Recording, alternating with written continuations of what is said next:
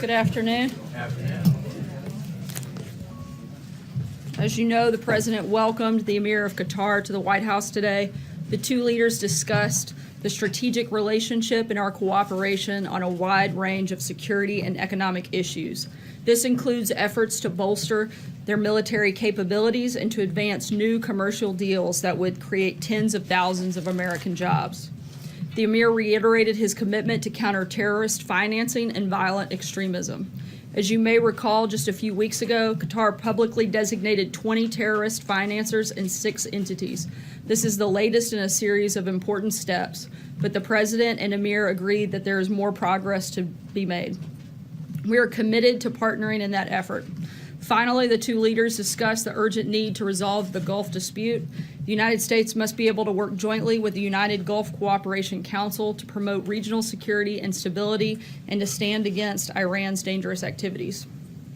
Also, as you may have seen, the President spoke this morning with British Prime Minister Theresa May. Both leaders condemned Syrian President Assad's vicious disregard for human life and agreed not to allow the use of chemical weapons to continue. To that end, the President will not attend the Summit of the Americas or travel to Colombia as originally scheduled. The Vice President will travel to the summit in his place and will meet with the Colombian President while he's there in Peru. President Trump will remain in the United States to oversee the American response to Syria and to monitor developments around the world. Looking ahead to this afternoon, the President is pleased to welcome the University of Alabama Crimson Tide football team to the White House in celebration of their 17th national championship. Pretty sure that was written by somebody from Alabama. Coach Saban, UA President Bell, and the team captains will meet with President Trump in the Oval Office, and the group will then join the rest of the team and hundreds of Tide fans out on the South Lawn, and that event will, of course, be open to the press. And with that, I will take your questions. And because it is her birthday, Nadia, I'm going to go with you, and happy birthday. Thank you, Sarah. The President authorized the use of military force last year after President Assad used chemical weapons, but didn't seem to deter him. The President talked yesterday of a very strong and serious response now. How is going to hold President Assad accountable? I'm sorry, could you repeat the last part of the question? How he's going to hold President Assad accountable now? The President's been clear. We're working with our partners and allies and our national security team to look at all options. And as we've said, all options are on the table, but I'm not going to get ahead of anything the President may or may not do in response to what's taking place in Syria. Jonathan. Sarah, talking about the raid on Michael Cohen's office, the President said it's an attack on our country, it's an attack on what we all stand for. In what way is an FBI raid on Michael Cohen's office an attack on our country? I think that the President has been clear that he thinks that this has gone too far, and beyond that, I don't have anything to add, but I'd refer you back to the President's comments. Would that accounts to an attack on our country? Again, I think the President has been clear what his position is. I don't have anything else to add at this point. Does the President believe he has the power to fire Special Counsel Robert Mueller? Does he believe that's within his power? Certainly believes he has the power to do so. John. If I could, you have said several times from the podium that the President has neither the intention nor is thinking about firing Robert Mueller. Does that remain the case today? The President was asked this question directly last night, and I'd refer you back to his comments. Can I also ask, what about Rob Rosenstein? What's the President's thinking about Rosenstein in terms of his tenure at the Department of Justice? He did not appear to be very happy with him last night. And can you confirm that Rosenstein was the high-level DOJ official that signed off on the FBI raid? I'd refer you to the Department of Justice in terms of their process. Certainly the President's voiced his frustrations, but beyond that, I don't have anything else. Shannon? Is the President still open to talking to Mueller? Is he still open to an interview? That's something that I would direct you to the President's personal attorneys to answer that question. I asked about Rosenstein. What about FBI Director Wray? He was the one who signed off supposedly on this FBI raid. Does the President still have confidence in him? Again, I would refer you to the Department of Justice on the process and who did or did not sign off. That's not something that we were a part of here. The President's feelings about the FBI Director. Does he have concerns about the FBI Director? The President's voiced his frustration with the situation. I haven't spoken with him directly about Director Wray. Jill? Two things, just to follow up on that. Has the President spoken with either Jeff Sessions or Rosenstein since the raid yesterday? Not that I'm aware of. Okay, and then I wanted to ask you about the decision to cancel the trip. Can you walk us through a little bit more of the decision-making there, why the President felt like he couldn't make a decision, he couldn't execute on whatever he decides to do while he's traveling, considering that the missile strike last year was actually launched while the president was in Mar-a-Lago. Mar-a-Lago happens to be within the United States, something I'm sure you're very well aware of. The president would like to stay in the country while there are a lot of developments going on around the world. What does being in the country, how does that benefit him? Again, I'm not going to get into specifics on intel matters and things that we may or may not do, but the president and his national security team felt it was best that he stay in the United States while all of these developments are taking place. Jacqueline. Does Michael Cohen still represent the president? I'm not sure. I would refer you to Michael Cohen on that. And when did the president first learn of the payment from Michael Cohen to Ms. Stormy Daniels and their non-disclosure agreement? I'm not sure on the exact timing. Kristen? the president Sorry, I'm going to denies keep having- moving because we're tight on time. Just one more Kristen? question, Sarah. If the president Sorry, Jacqueline, I'm denies gonna having keep an moving. affair Go ahead, with Kristen. Stormy Daniels, then why didn't he Jacqueline, instruct? I'm going to move on to Kristen. Sorry, we are tight on time with the visit of the Alabama team coming up soon. Go ahead. Well, just, can you follow up on that question? Does he I didn't hear the continue to deny having an affair? Then with why doesn't he Stormy? just The instruct president's Mr. been Cohen clear. to- He's addressed this several times. I don't have anything else to add. Brian? I'd like to to follow up. just ask my other question. Can you just say definitively, has the president had any conversations about firing Jeff Sessions, Rod Rosenstein, or Robert Mueller in the past 24 hours? I haven't had any conversations with him on that. I can't speak beyond that at this point. Sorry, Kristen, we've got to His keep tweet, going, he guys. Go called ahead, it a Brian. witch hunt, but Rod Rosenstein, whom he appointed, signed off on the Lady probe. gonna do it. Go ahead. Well, I answer her go ahead, Kristen. Can you just answer the question? If the president Enough. appointed Rod Rosenstein, and so how can he call the raid yesterday a witch hunt when it was approved by the deputy attorney general he appointed? Once again, I'm not aware of what the process is and who signs off on those specific types of things. The president certainly has been very clear about what his position is when it comes to matters of collusion, and that's what his reference is. He thinks this entire thing is a witch hunt. I think we've spoken about this at length, ad nauseum, and frankly think it's a big distraction that the media has spent every single day for the last year focused on this instead of some of the biggest issues of our day and some of the biggest issues that the president is dealing with, like Syria, like North Korea, like deregulation, tax cuts, defeating ISIS. That's the focus of this administration, and frankly, that's what you guys should spend a little bit more time on. Hey guys, time out. So, We're gonna Sarah, take, you yielded your time to Kristen. I'm gonna go to John. Please, if I Sorry. may, just a follow-up. All right, I'll come back to you, Brian, for one. Thanks. You had said that it I'm is a feeling witch. generous today. Thank you, thank For you. Nadia's birthday. Just two quick ones. You said that it's a witch hunt, and you continue to characterize it as that. But not so much as this administration also has leveled sanctions against the 13 Russians that were indicted by the Mueller investigation. In some point, are you a party to this witch hunt, or is some of it at least a legitimate effort? Just because there may have been involvement by Russia doesn't mean there was involvement by the Trump campaign. And to try to conflate the two is insane. No, that's not the question. The question is, in some ways, aren't you at least supporting what they've done because they've indicted some of the people that you have leveled sanctions against? So you're in agreement with Mueller in at least some regards, right?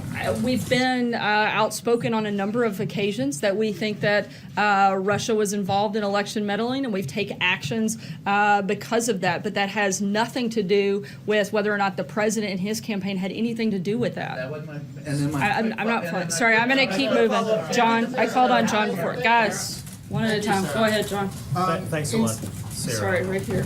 Thanks a lot, Sarah. What Kinda is the- crazy today. What is the nature of the president's relationship right now with Attorney General Jeff Sessions? He really voices his pleasure with him last evening in his remarks. Is it a good relationship? Does he risk being fired right now? I think the president was pretty clear about his frustrations when he spoke about that last night. Michael? One other one, real quick, Sarah, if you don't mind. It's about the EPA administrator, Mr. Pruitt. If it turns out that he lied in the interview that he gave with Fox News, my colleague Ed Henry, would that be problematic for him in terms of holding on to his job? I'm not going to get into hypothetical situations, but certainly the president would expect all members of his cabinet to be honest and certainly open with the public. Michael? So the president last night seemed to combine his reaction to the Russia investigation, which we've heard him say before, and this new investigation that has grown out of the raids in New York of his attorney. Does he view that as one and the same investigation? In other words, does he think that's all kind of under the umbrella of the special counsel, or does he view the Russia investigation as separate from the probe into the payments by these women that is apparently being conducted by the U.S. Attorney's Office in New York? I think certainly that they are separate investigations, but I think that publicly they have been conflated quite a bit. Steve? Yes, Sarah. Does the United States expect that in a response to the Syria chemical weapons attack, that other nations will join in? Specifically, we're seeing indications from France and the Saudis that they may also take military action. We've had a number of conversations, both the president with President Macron, Prime Minister May, and at various other levels, not just with those countries, but others at an administration level. And we're going to continue to work with a number of our partners and allies as we determine what the next best steps are. April? Sarah, 2 questions. The president said yesterday he was compliant. They turned over 1 million documents. If he was compliant with these investigations, why was there a search warrant needed? This doesn't have anything to do with the president. I would refer you to Michael Cohen and his attorney. When it comes to matters of the special counsel and dealings with the president, we've been fully cooperative. Okay, and the next question. With all of this turmoil, particularly this last week, has the president at any time thought about stepping down before or now? No, and I think that's an absolutely ridiculous question. It's not ridiculous. I gave you It's 2 not questions, ridiculous. April. We're moving on. Jordan, go ahead. It's not ridiculous. Jordan, go Thanks, ahead. Sarah. Did the National Security Advisor John Bolton force Tom Bossert out of his job? I'm not going to get into specific details about the ongoings of personnel, but I can tell you that he resigned. The president feels he's done a great job and wishes him the best as he moves forward. Sarah, the president tweeted favorably today about some of the promises that President Xi has made toward instituting some market reforms in China, but he's said this before. Is this going to be enough to avert some of these tariffs that the president's been talking about instituting? Certainly, we are encouraged by President Xi's words and his kind words, but at the same time, we want to see concrete actions from China, and we're going to continue moving forward in the process and in the negotiations until those happen. Pamela? Has the president spoken with Michael Cohen since the raids? Not that I'm aware of. Can I just ask you, you said that he believes, he views this as sort of crossing the line. Can you explain a little bit more why these raids on his personal attorney is viewed by the president as crossing the line? I don't have anything else to add on that front right now. Right here in the front. Clarify something you said earlier. You said the president believes he has the power to fire Robert Mueller, because usually most legal experts believe that he would have to order Deputy Attorney General Rod Rosenstein to fire Mueller, and Rosenstein could, of course, refuse. I know a number of individuals in the legal community, and including at the Department of Justice, that he has the power to do so, but I don't have any further announcements on. They said that it is. They told me, I've asked. They've said that it's Rod Rosenstein oversees special counsel, and only he has the power to fire the special counsel. Again, we've been advised that the president certainly has the power to make that decision. I can't go anything beyond that. Dave? The British government said they're still looking for confirmation that Assad used chemical weapons last weekend. Is the president still looking for confirmation of that? I can't get into specific classified information, but I can tell you we feel confident in the comments that we've made up until this point. John? Thank you, Sarah. 2 questions with brevity on Ambassador Bolton. With the We'll believe it when we see it, right? resignations of Michael Anton and now Tom Bossert, can we expect any other changes of personnel in his family? I don't have any other personnel announcements to make at this time, but we'll The certainly other keep you guys question- posted. Right. A year ago, Ambassador Bolton was highly critical in op-ed pages about U.S. involvement with the World Bank and the International Monetary Fund. With the World Bank IMF meeting coming up within a matter of 2 weeks, is his position going to affect U.S. support for either institution? I don't have any policy changes on that front at this time and don't expect any on that front. Francesca? Thank you, Sarah. Right. Yesterday, President Trump said something very interesting about Syria. He said that because of the power of the United States and because of the power of our country, we're able to stop it. Now, with bringing in Ambassador John Bolton as well, which is sort of a signal of a more hawkish stance potentially, I want to know if the president has changed his calculus in any way on Syria and on whether or not he wants to pull out those troops very soon, as he previously said. I addressed the troops yesterday. I don't have anything new on that front in terms of things that the president may or may not do. We're not going to broadcast, and I don't have any announcements on that front. Fred? Oh, thanks, sir. This week, Senator McConnell said they're taking up 6 nominations, and that they're going to continue taking up 6 nominations per week. Do you consider that a major breakthrough for the administration, considering there's been We'd like to so see many them block- take on a lot more than 6, but we're certainly glad to see those 6 move forward, but we'd like to see them move forward in a much bigger fashion than just the single digits right now. And one other question. On U.S. Attorney Berman, he's in an interim position now in New York. The reports have been that the president was going to nominate him for full-time. Is that still the case? Will the president nominate him? I don't have any personnel announcements on that front. Sayer? Thanks, Sarah. So, all of the evidence so far in the Syrian chemical attack points to the use of chlorine gas. The Assad regime has been suspected of using chlorine multiple times on the battlefield. What makes this particular attack different and warrant the international response and the potential use of lethal force that we're seeing from this president? I can't address specific intelligence matters, but I think everyone around the world can see why these recent attacks are so horrific. Beyond that, I can't get into any other details. Eamon?